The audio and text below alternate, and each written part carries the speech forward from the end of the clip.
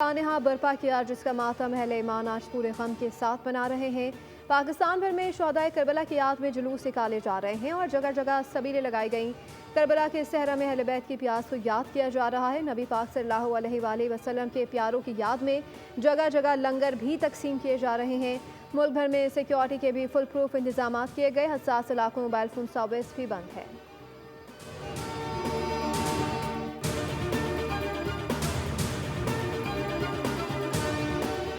कराची के इलाके लियारी में इमारत गिरने से 16 मर्द 9 खवातीन और 2 बच्चे जाँ भाग हो गए। अमवात की तादाद 27 हो गई। इमारत के मलबे से एक और लाश निकाली गई।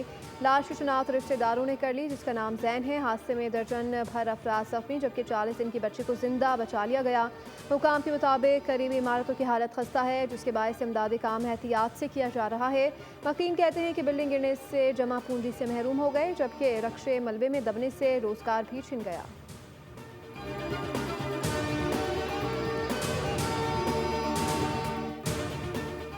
और इस्लामाबाद में शदीद बारिश और याला बारी के बाद इमरजेंसी ऑपरेशन CDA, MCI और जिला इंतजामिया की मुश्तरका टीमें मुतारिक आम शाहराहों, नालियों और अंडरपासेस की सफाई की जा रही है।